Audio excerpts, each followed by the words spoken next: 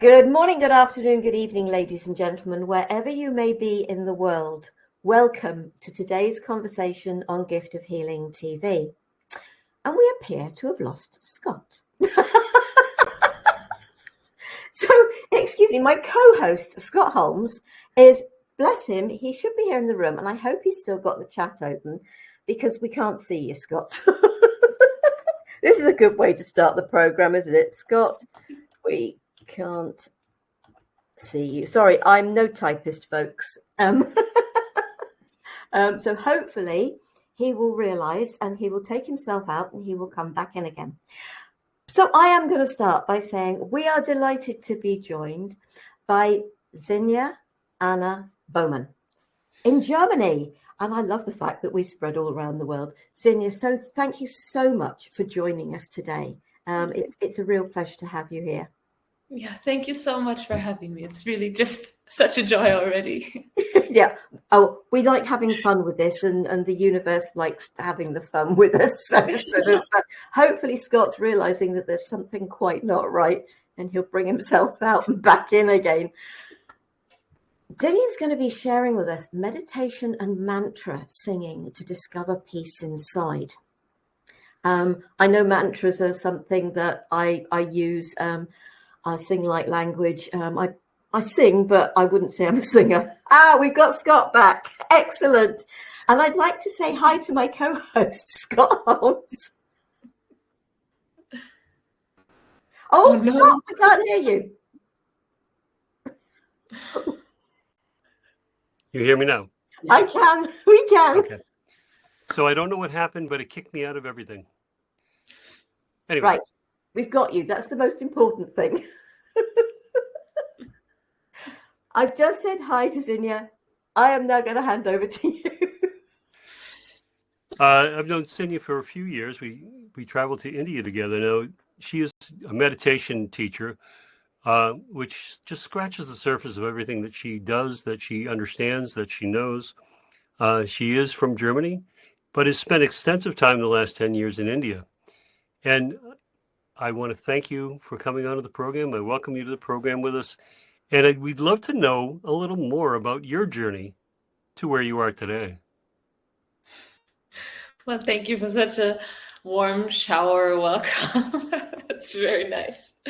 Yeah, it's been a wild ride. But actually, I feel like what Sarah Jane keeps repeating, actually, the universe, whatever the universe wants to happen, that will just line up. And I had really dreamt of finding a community where they talk more about the magic of life. You know, not just what we do and what we have and what we accomplish, but like, what is it all about? What is it all for? What's the deeper meaning? And what's the connection between all of us? That seemed to be not much part of the general conversation. And then my dad actually met somebody who lived in India in an ashram. And by chance, I also got to meet her. And I was mesmerized when she started talking, and she said, I can teach you how to meditate if you want. And so we were in a restaurant, then we went into a little room, and she said, you know, you just close your eyes and you become the watcher. You realize that everything that you experience, you're also just watching. Your whole life, you've been just watching. A part of you has just been totally uninvolved, uninfluenced, unchanged. And if you want, you can repeat a mantra and keep your focus steady. And I took that mantra from her, Amaram Ham Maduram Ham. She taught me in the first sitting, which came from her teacher in India, and it means I am unchanging, I am blissful. And so I sat with that for, I don't know, maybe we sat 15, 20 minutes, and I had no sense of time. And when I came out, I was like, this is going to change my life, really. Because when I was younger, I had a real strong critical voice. And so I was kind of looking for a way out of my own head. And that just gave me exactly that.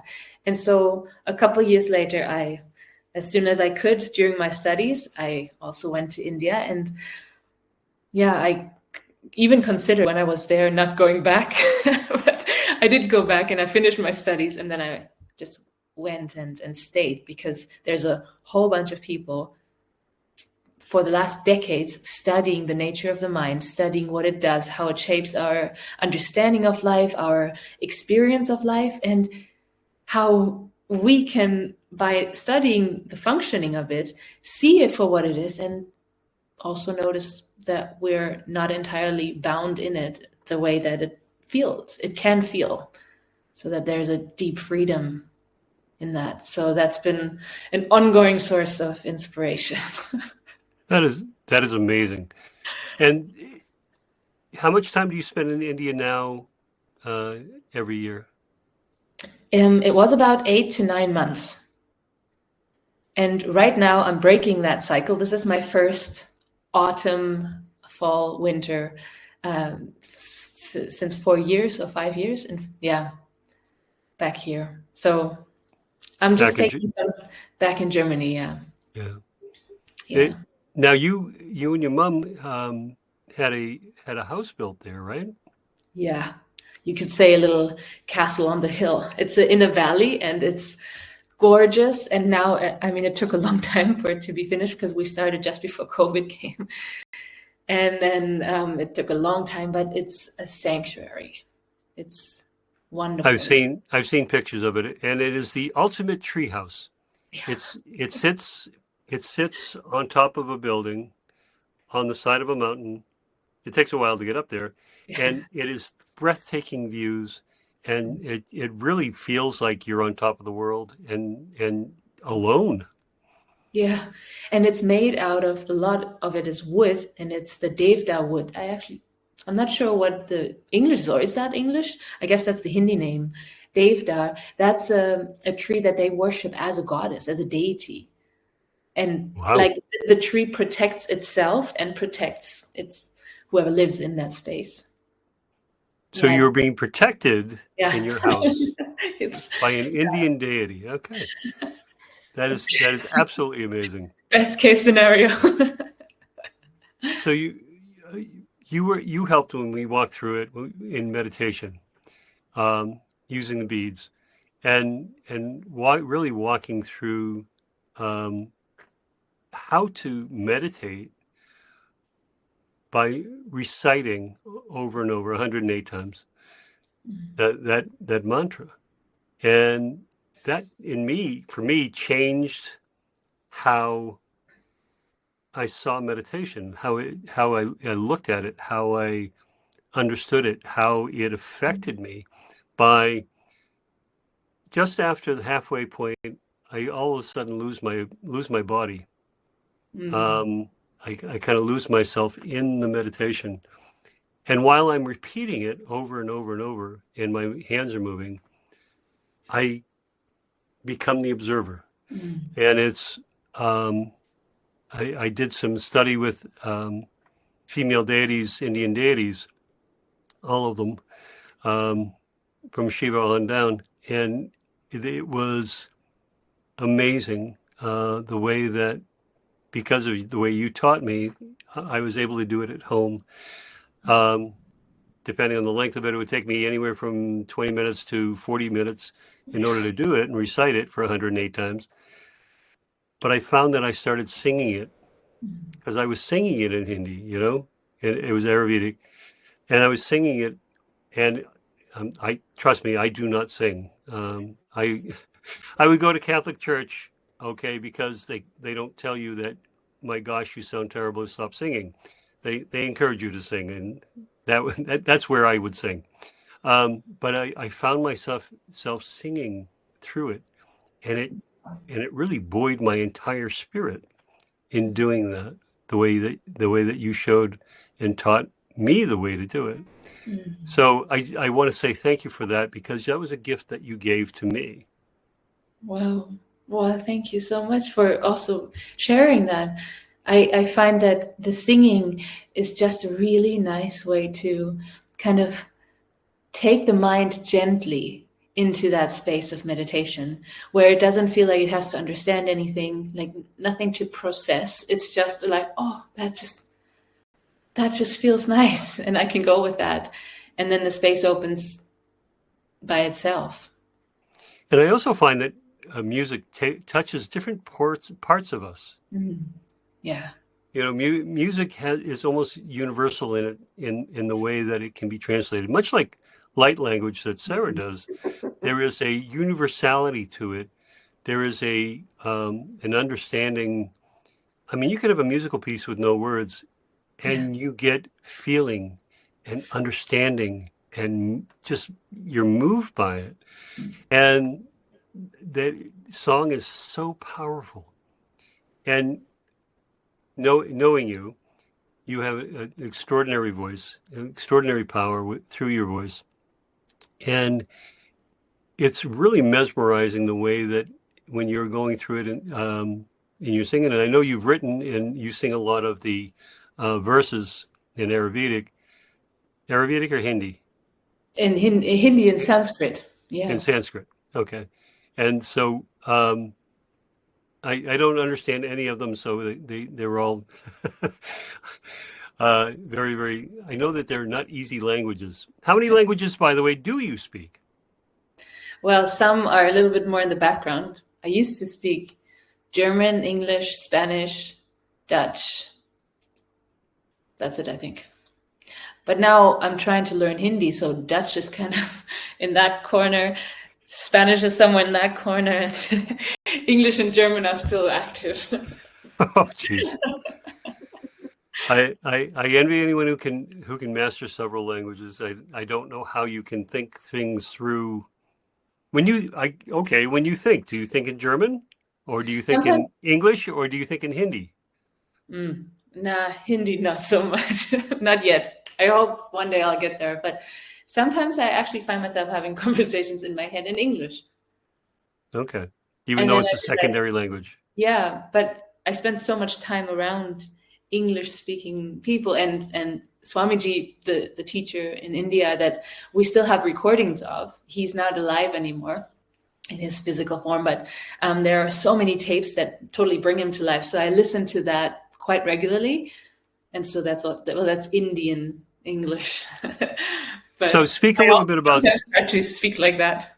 So if you would speak a little bit about Swamiji. Oh, well.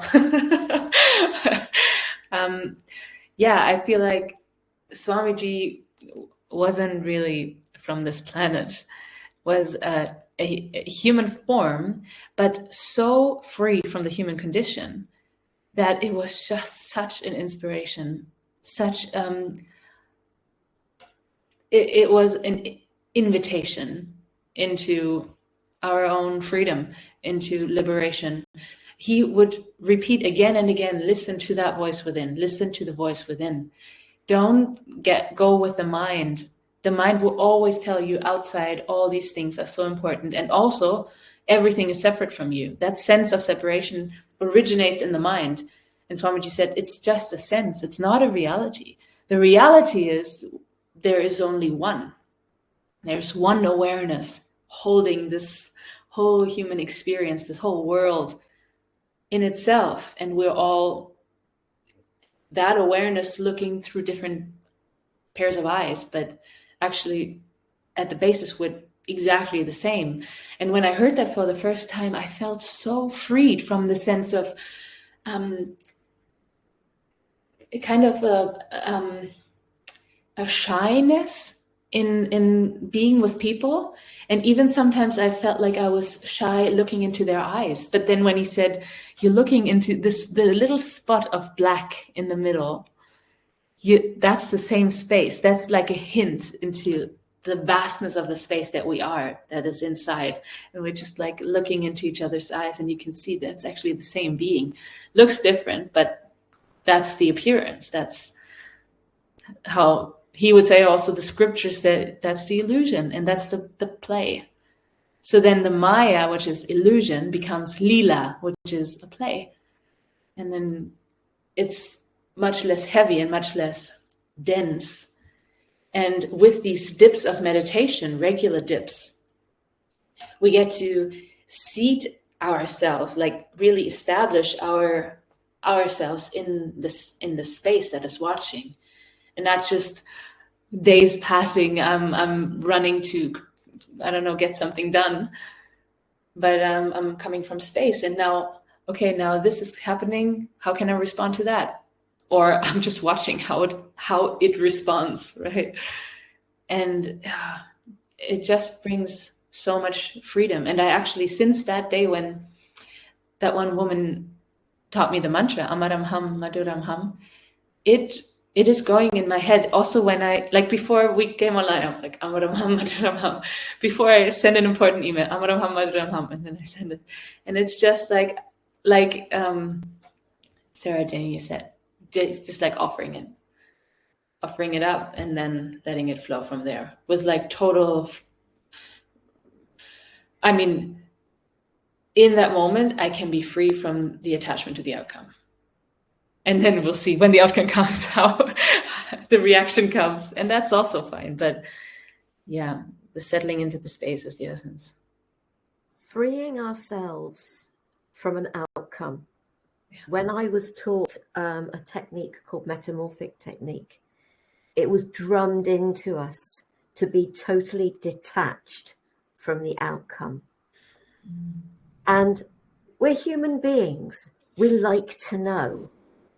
But it's really important to realize that we've all made our own choices for this life.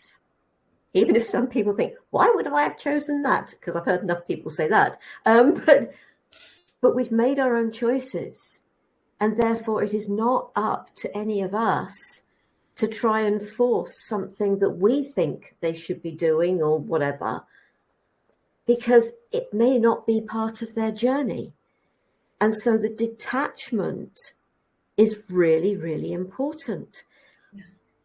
I do fairs and events. I haven't done any, well, I've done 2 fairly recently, but I hadn't done any for ages. And I've had people say to me at these, oh, Sarah, I love what you do, but I'm not ready for it. And it's for me to accept that they understand that. Mm.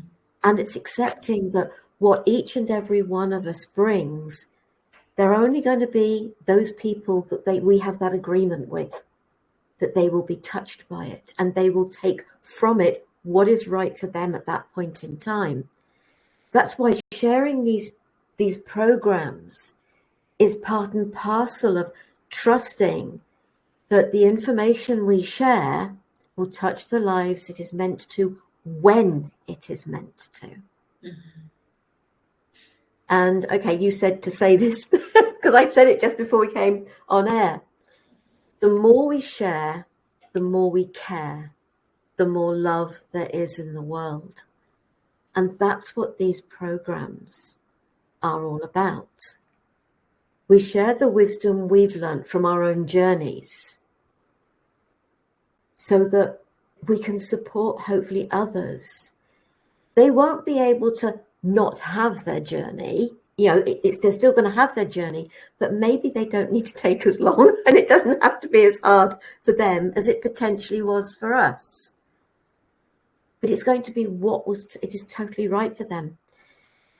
I don't know about you, but I've heard it said, if something comes at you 3 times, the universe is trying to get your attention. If we aren't the ones that actually share something, we could actually be removing what we were supposed to be sharing to another individual to get their attention, whether it's the first, the second, or the third. And I've been told by people before, Sarah, you can't talk to people like that. And it's just like, well, I'm only being open and honest with people. And sometimes you have to be quite blunt, and other times you have to be more gentle. Mm. And you are touching lives. And that's the important thing.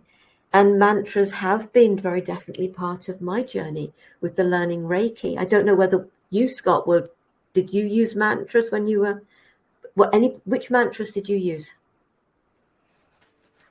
Oh, I can't think back that far. Okay. Because it was about 10 years ago. all right, mine was 23 years ago. Sort of, but you found CDs.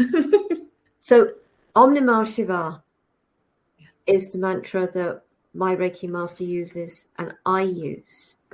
And I can still sing that. I don't have to think, I don't have to listen to it but then I sort of got hold of another mantra CD. It's healing mantras. And there are some great ones on there. I actually like listening to them and singing along to them when I'm doing the ironing. It gets the ironing out of the way. But I think it's what's right for people in the right time, isn't it? In the right way. Meditation can be a walk in the woods. Yeah. Sometimes it's needed to move the energy rather than to sit in it. And sometimes the movement is needed just before being able to sit. And then we can, really enjoy the space that is waiting there. So what thoughts would you share with people? Because obviously you've done so much work with meditations and mantras. And we are going to get you to do a little bit for folks so that they can experience it. But what thoughts would you have from what you've learned? Bearing in mind that obviously each individual has to take what works for them. But what works for you, I suppose? It's that empowering thought that I have inside of me what I am searching outside of me. That the peace that I'm looking for is there. And it might not be in the situation or even in my nervous system, but underneath that, there is a space that I can get to when I close my eyes and really give myself the time. And that's where the mantra and the mala comes in, because that will give you enough time. Sometimes it only takes 5 minutes or even 1 minute to kind of reconnect. And sometimes it takes longer. One time I always remember this time I was traveling in South America, and I felt so all over the place that I set a timer for 1 hour, and after 1 hour I was like, no, I need more. And I sat 3 hours. And after that, I was like, okay, I'm back. I only did that once. But I was so happy about that, the fact that I had given myself the time that I needed. And whatever that is, like, it's actually a really great practice to sit at least once a week, to sit for like a half hour or 1 hour and really just watch how the mind can sort all the new impressions, all the memories, everything. And you just watch the thoughts come and go, and just hold the space for that to happen, for that cleaning up to happen. And to try it out. I have one friend, and she really couldn't sit to meditate. I have a meditation. I mean, I have a 66-day meditation course, and the first meditation is free on the website. So I gave it to her and I said, just listen and try. And she said, I couldn't do it. During these 10 minutes, I looked at my phone like 5 times, and I said, okay, you just sit for 3 minutes and you hum on the out breath. And she's been doing that for nearly 2 months now. And she's told me how transformative it is for her nervous system. Just 3 minutes of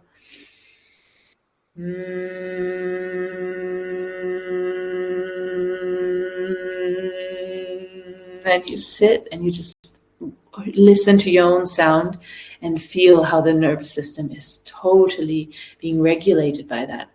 And just to try in a moment of difficulty and also in a moment of clarity, and a nice moment to sit and take in that moment, really experience it.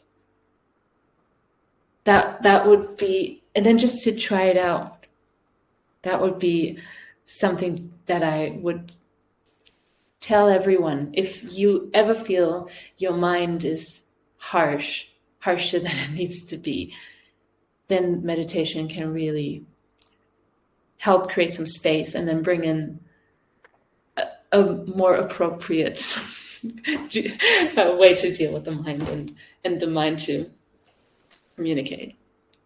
Yeah, I talk to a lot of people about meditation, and they think you need to be in a dark room with candles, a pillow, sitting cross-legged for hours at a time in order to achieve the ultimate.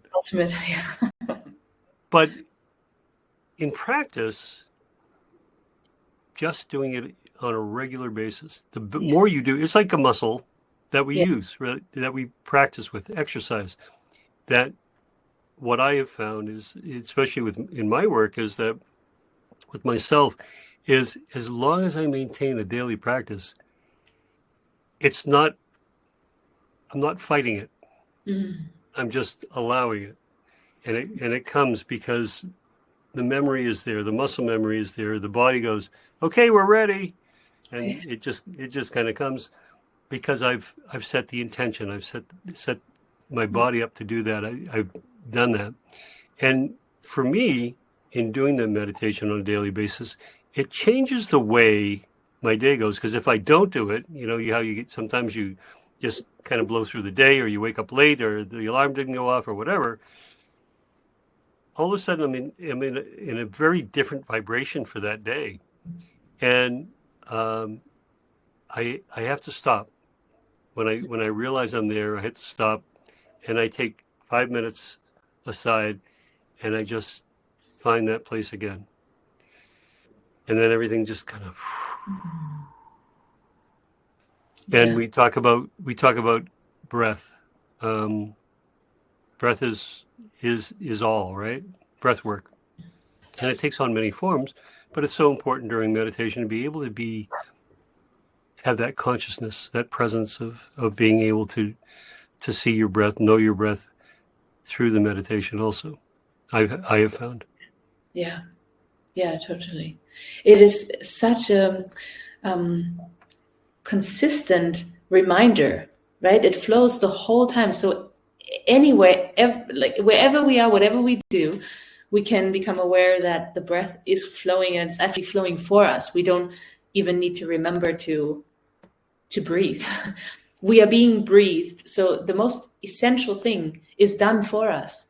And then we can also it's like a cascade into all the really essential things are done for me.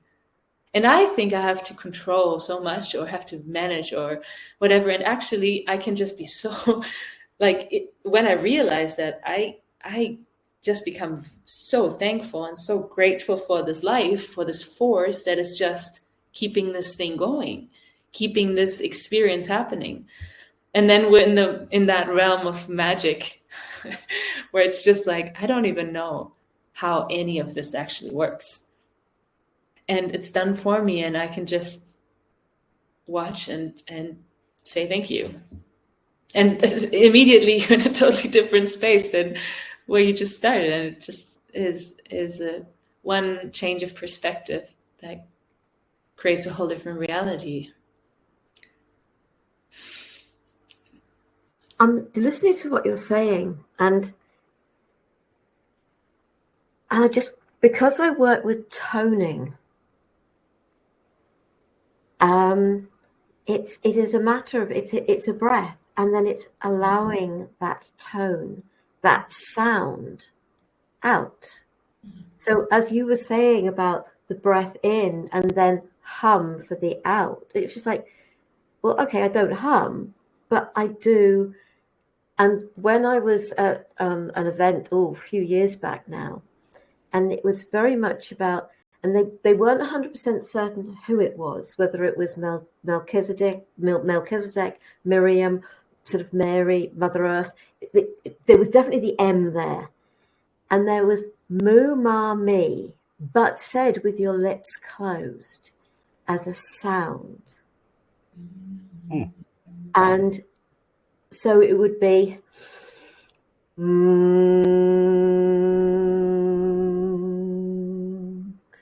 and then you do the ma, but the me always had the tongue on the roof of your mouth. And if you move that, if you let your tongue waggle, it actually changes the sound.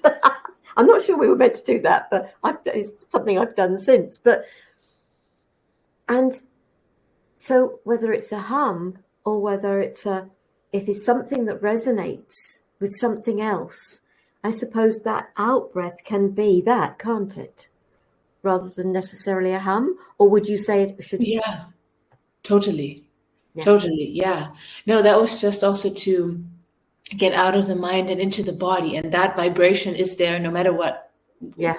Yeah. How it exactly sounds. Or it could even be a hum or oh, like something. But with the mouth closed, you feel it the most, I find. I just feel it. It's most present. The me is the one with the greatest vibration. Maybe but they're all quite low tones. They're not sort of high pitched. So the me would be, and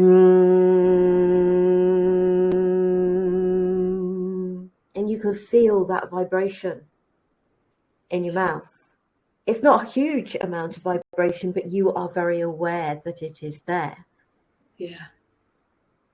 And so there's the feeling that as with everything to do with sound, and I say this every time I do anything, it is not about what you hear, it is about what you feel.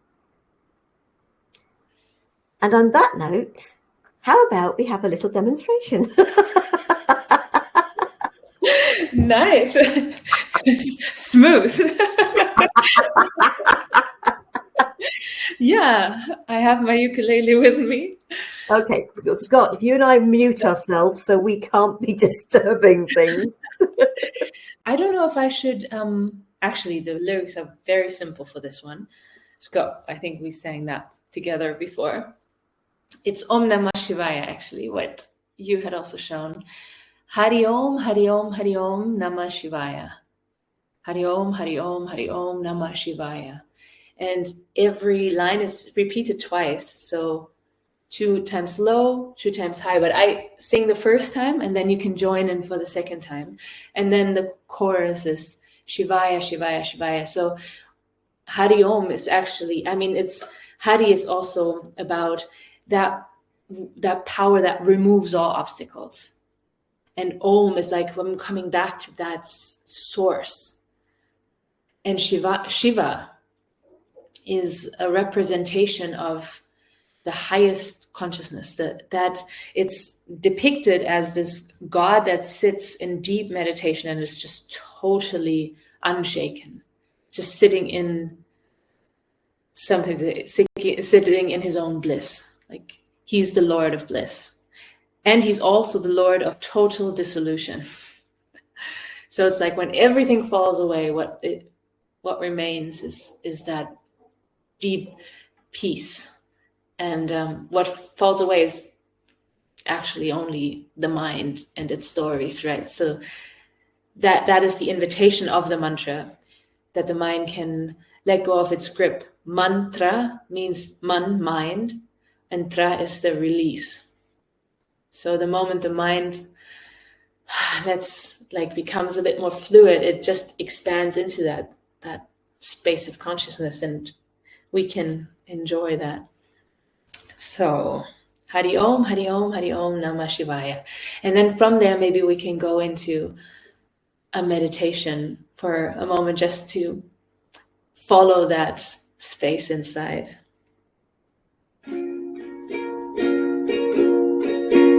Hari Om, Hari Om, Hari Om, Namah Shivaya.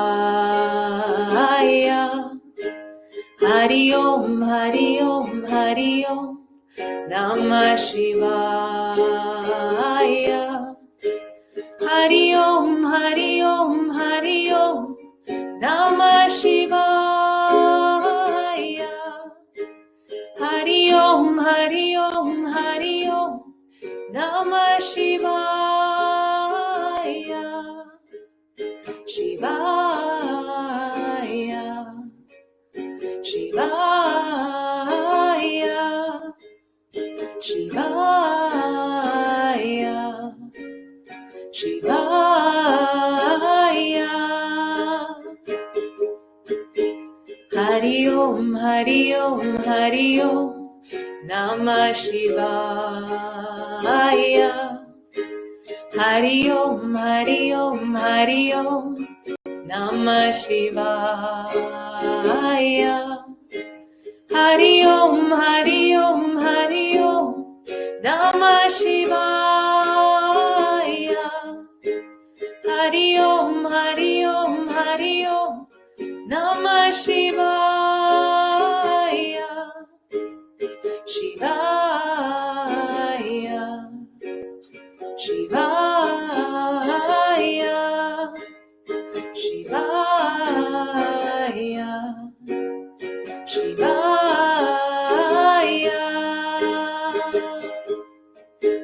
Hari Om, Hari Om, Hari Om, Namah Shivaya.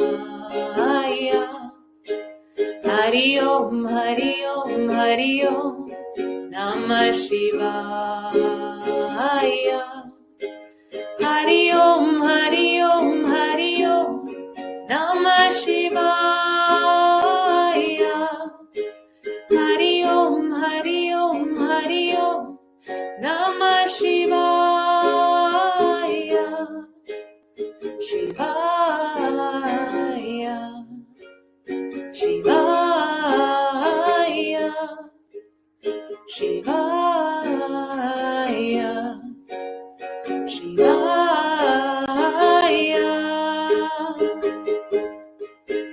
Hari Om, Hari Om, Hari Om, Namah Shivaya. Hari Om, Hari Om, Hari Om, Namah Shivaya. Hari Om, Hari Om, Hari Om, Namah Shivaya. Hari Om, Hari Om, Hari Om, Namah Shivaya. Shivaya, Shivaya, Shivaya, Shivaya.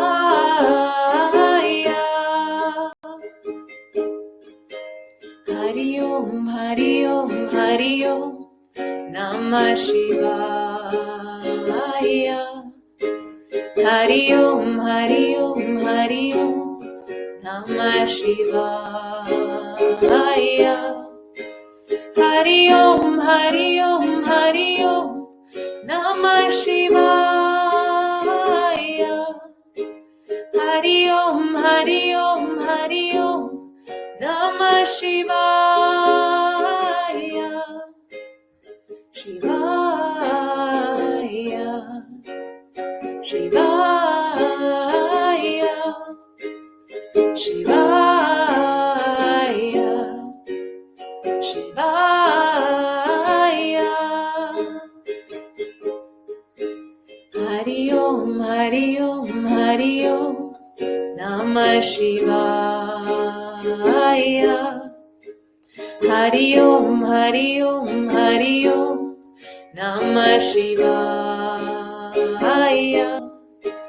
Hari Om, Hari Om, Hari Om, Namah Shivaya. Hari Om, Hari Om, Hari Om, Namah Shivaya.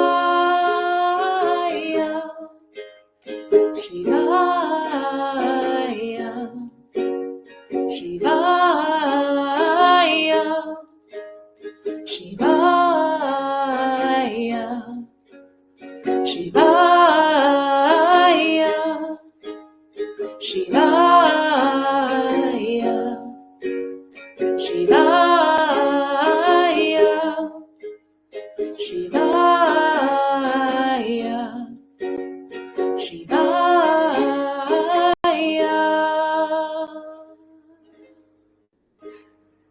Hari.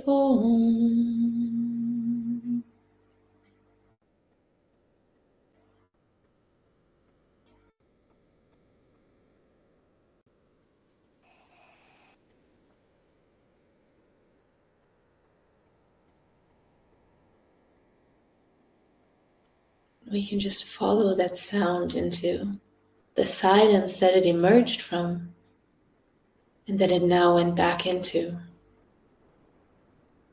The space within, holding everything, every sound, every experience, and yet remaining completely free.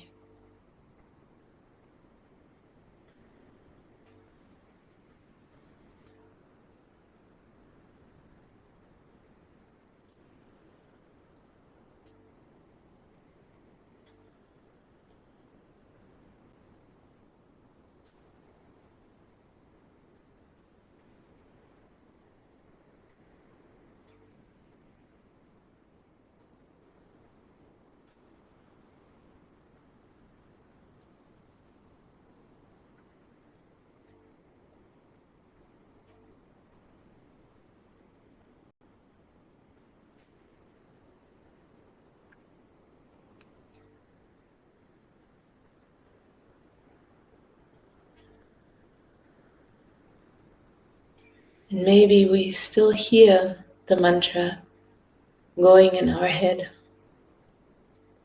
Or maybe we sit in silence. Or new thoughts are already coming. But all of that is held in our own awareness. And it doesn't change the awareness itself. That within us that is just watching. That is where the mantra leads us. But it's inviting us to recognize.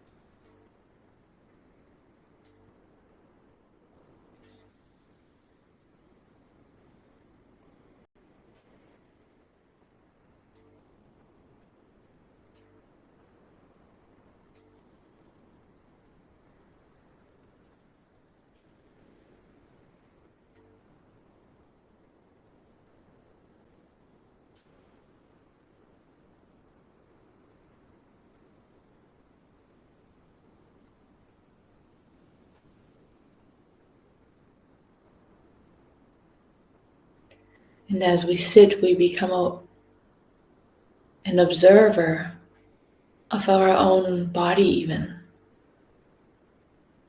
We are witnessing this sense of feeling alive.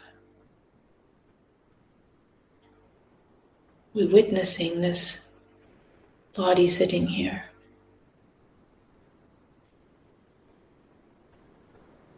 Witnessing thoughts, impulses in the body, just like we witness sounds around us.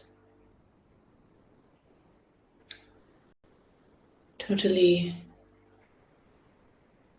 detached for this moment from that which we normally call ourselves. Our body and our mind.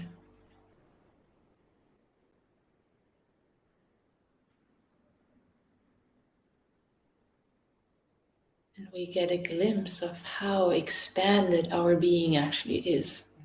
How vast, infinite, holding everything, every experience in itself.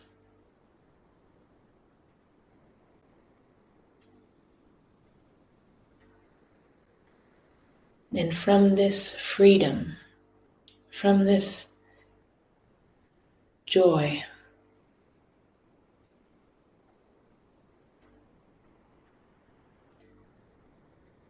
we can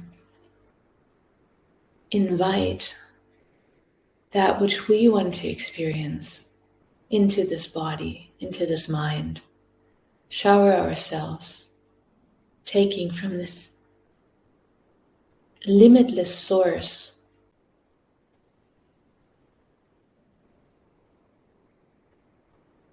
inside, of freedom, of love, of joy, and showering ourselves, enabling us to shower our world in the situations that we encounter, the beings that we meet.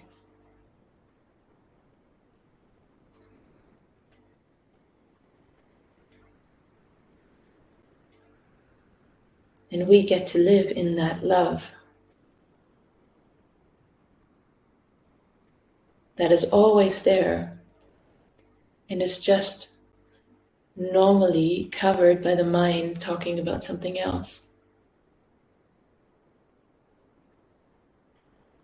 Talking about needing to get something else to then arrive at that state, at that place where this love is available. But meditation shows us the mind isn't always right, and it's definitely not right in this idea to reach somewhere outside, to be able to feel love and peace and freedom and happiness.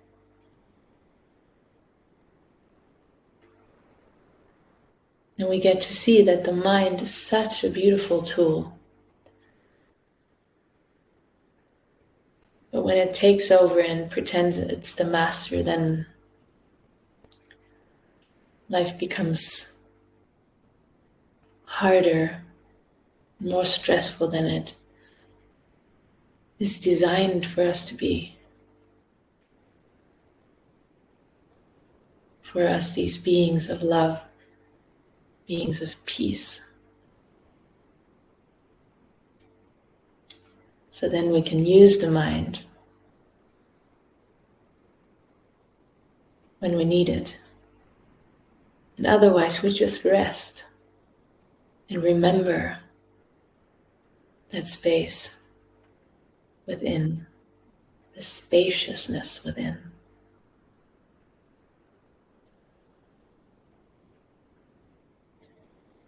And we get to share from there.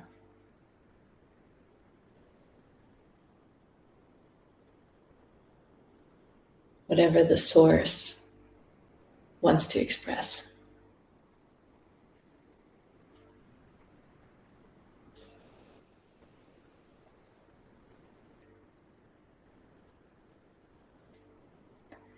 And to end this meditation, we can take a moment just in gratitude for this moment, for the space that we experience together, and for this life that is allowing us to have this experience,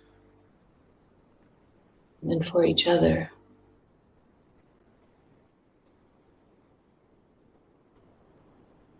Being here together, opening up the space, this time to meet on a deep, deep level with ourselves and with each other. And if you want, you can rub your palms of your hands together now. The palms of your hands, yes. And then put them over your eyes. Cover your eyes for a moment. And then you can wash over your face and open your eyes. And here we are. I'm still buzzing at the moment. So thank you for that. Yes, thank you so much for that. Thank you. That reminded me so much of the number of times we were in India on that trip with Hamali Vora, and for 15 days we were walking through that, and it was absolutely wonderful. I would say to anyone who's watching this that things don't have to be bright and loud and in your face and all just expansive. That true meditation, true understanding, true finding of yourself comes in the quiet spaces. That it comes when there is that peace, when there is no chaos of the mind. And that is where you find yourself, your authentic self, and allow that to come out. And you are a master at bringing that out. And I want to say thank you for that. And I love that you're here because we wanted to make sure that you are able to show as many people as you can the wonder of what you learned. Wow, yeah. Yeah, it is really such a gift to have gotten in contact with this practice, with this vision.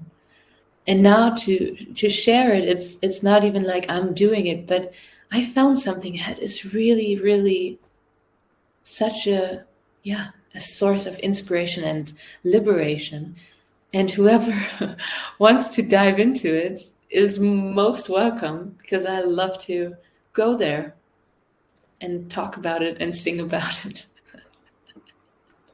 Now, do you have any recordings that people can hear? Yeah, I do. I'm just working on my website. I'm moving to a new website, so it's in the middle of being set up again. But I have some free recordings on my old website, which we can link. And then when the new website is up, there will be more on that. And the 66-day course, it will start in that 66 different meditations. That's for next year. That's the 1st of January. A little bit of time until then. But then you said that the first one of those you've got actually on the website, and I've put that up there in the chat. I will put that under the video on YouTube. So anybody obviously finding this prior to the 1st of January 2026, but I'm assuming that page will sort of probably still stay there anyway, sort of, or come down and go back up or whatever. So sort of, but as soon as you have your new website, please let me have it, and I will make sure that it is under the video. And so I would absolutely say if there's anything here that's resonated with you, and I know we're talking about sound and singing and whatever, but it's a word I think is so appropriate. Anything's resonated with you, do feel free to check out the 66 days, the only link that will be up there for the moment for yourself, Sinja, but do check it out. And if you feel drawn to it, contact her. It's so important. And the same goes for all our guests. We share this information with the hope that we are touching your life, and helping your life to become more fulfilled. I'm not going to say better, because that, sort of, it isn't about better, it's about fulfilled. And sometimes the toughest stuff ends up by being what really helps you to move forward, and to find yourself. Those of us that have had wake-up calls or life quakes, depending on what you want to call them, we know that we needed to go through what we went through to be able to get to a deeper sense of ourselves. Sara, I think you have to trademark lifequake. No, it's not my word. So I saw it, somebody else write it. So I'm not going to try and take it. It's a great description. It's a perfect description. When I saw it, I thought, yes. One last question for you, Sinja. Why 66 days? actually, a friend said, you should make a longer course, so that studies have shown 60 days is when you establish a habit, or, studies say all kinds of things, but that is when you do something for 2 months, then it's a pretty good chance that it's going to stick. So that's the idea behind it. Okay, nicely done. Yeah.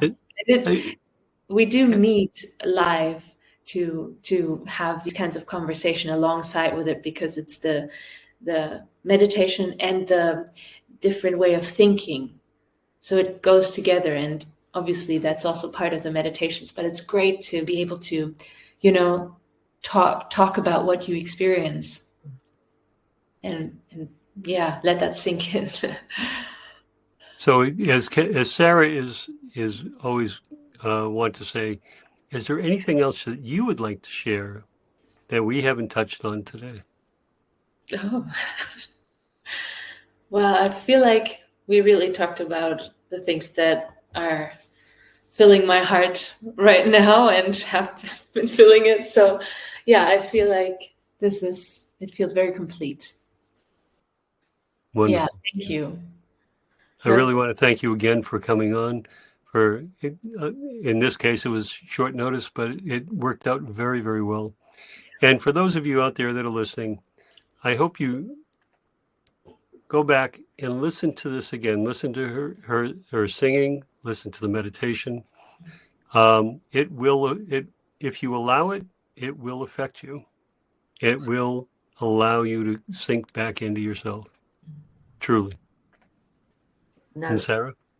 Thank you, Sinja. It's been an absolute pleasure. Thank you, Scott. And it really has. Next week, I'm being joined by Mark Young, and he's going to be sharing the 78-day cellular reset, how your body remembers the truth before your mind does. And I should think that's pretty darn true, actually, because our heart is our connection to our soul, and our soul knows it all. And then the mind takes a long time to catch up. So that's going to be interesting to listen to that.